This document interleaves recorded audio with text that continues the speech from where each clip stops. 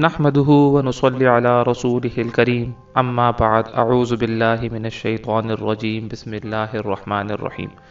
دوستو، ڈور to knowledge میں خوش آمدید۔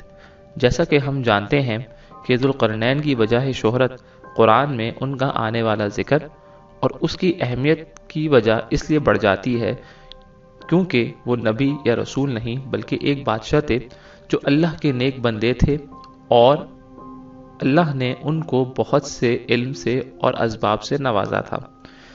اب اصل مقصد اس لیکچر کا یہ ہے کہ جب ذوالقرنین ایک اتنے بڑے بادشاہ تھے تو پھر ان کا ذکر صرف قرآن یا مذہبی لٹریچر میں ہی کیوں ملتا ہے؟ جب ایک اتنا بڑا بادشاہ جس نے مشرق سے مغرب تک حکومت کی تو کیوں کوئی تاریخ میں ذکر نہیں ان کا؟ کیوں کوئی ان کو الیگزینڈر، کوئی سائرس کہتا ہے، جبکہ تاریخ میں ان دونوں بادشاہوں کا ذکر کافی جگہ ملتا ہے۔ اب میں اپنی دوسری بات پر آتا ہوں کہ آپ صلی اللہ علیہ وآلہ وسلم فرماتے ہیں کہ قیامت کے روز جنت میں جانے والے ایک شخص پر 999 یاجوج اور ماجوج ہوں گے، اور لوگ وہ دیوار تلاش کرنے میں لگے ہوئے ہیں، جبکہ کسی نے یہ بات نہیں دیکھی کہ اتنی بڑی قوم کہاں ہے اس دنیا میں اور کدھر چھپی بیٹھی ہے۔ آج کل کی تحقیق ہے کہ یاجوج اور ماجوج ایک انٹر گلیکٹک ریس ہے جن کو ذوالقرنین نے کسی ورم ہول کے راستے میں بند کیا ہے، اور وہ اسی ورم ہول سے آتے جاتے تھے، اور قرب قیامت میں وہ اسی ورم ہول کے ذریعے اس دنیا پر واپس آئیں گے۔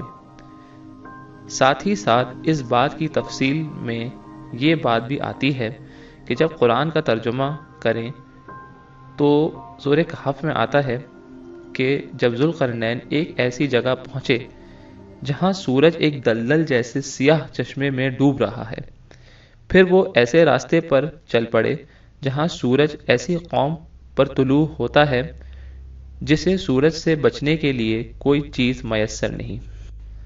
اب پہلی بات جس میں سورج سیاہ دلدل جیسے پانی میں غروب ہو رہا ہو، اس سے مراد یہ بھی ہو سکتی ہے بلیک ہول۔ جیسے بلیک ہول روشنی اپنے اندر جذب کرتا ہے، مطلب وہ ایک سیارے پر تھے جو بلیک ہول کے قریب تھا، مطلب کہ شاید وہ سولر سسٹم اپنی موت کے قریب تھا، اسی لیے سورج اس بلیک ہول میں سنک ہو رہا تھا یا ڈوب رہا تھا۔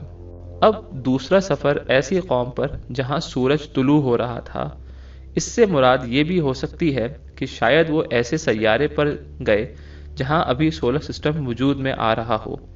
اب اس بات کا مطلب یہ بھی ہو سکتا ہے کہ ذوالقرنین نے شاید ٹائم ٹریول کیا ہو، یا انہوں نے انٹر گلیکٹک ٹریول کیا، اور ایک سیارہ ایسا جو اپنے اختتام پر اور دوسرا اپنی زندگی شاید شروع کر رہا ہو۔ اسی لیے سورج کے طلوع سے مراد یہ بھی ہو سکتی ہے۔ ساتھ ہی ساتھ ایسی قوم جس کے پاس سورج سے بچنے کے لیے کچھ نہیں تھا۔ اب اس سے دو مطلب نکلتے ہیں، ایک وہ قوم کے لیے شاید سورج ابھی بہت گرم تھا، یا دوسرا وہ قوم ابھی اتنی سمجھ نہیں رکھتی تھی کہ سورج کی تپش سے کیسے بچا جائے، جبکہ پرانی تاریخ سے پتہ چلتا ہے کہ قومیں کب سے عمارات کی تعمیرات کر رہی ہیں۔ اس کا مطلب وہ ایسے سیارے پر تھے جہاں قوم کچھ وقت پہلے ہی شاید آباد ہوئی ہو۔ اب اگر ہم ان سب باتوں کو سوچیں اور سمجھیں تو جب یہ سارا سفر انٹر گلیکٹک نظر آتا ہے تو یہ ممکن ہو سکتا ہے کہ ذوالقرنین کیا اس عالم کے بادشاہ تھے یا وہ بھی کسی اور عالم سے آئے تھے؟ کیوں ایسا ہے کہ ان کا ذکر تاریخ میں نہیں آتا؟ کیوں یاجوج ماجوج جو تعداد میں اتنے زیادہ ہیں وہ اس دنیا میں نہیں ملے؟ کیوں تمام علماء، اسکالرز کی ایک متفقہ رائے نہیں اس بارے میں؟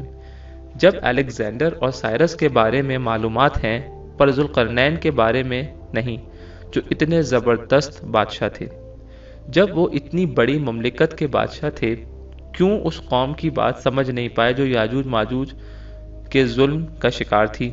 اور جب وہ اتنے طاقتور بادشاہ تھے تو یاجوج ماجوج کا مقابلہ کرنے سے بہتر انہوں نے ایک بیریئر بنانے کو سمجھا۔ آج ذوالقرنین کی باقیات کیوں نظر نہیں آتی؟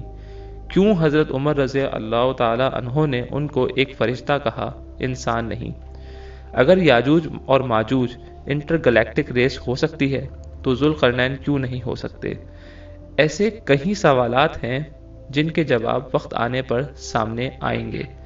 اب تک کے لیے اتنا ہی۔ اگر ہماری معلومات پسند آئی تو ہماری ویڈیو کو لائک کریں اور ہمارے چینل کو ضرور سبسکرائب کریں۔ اللہ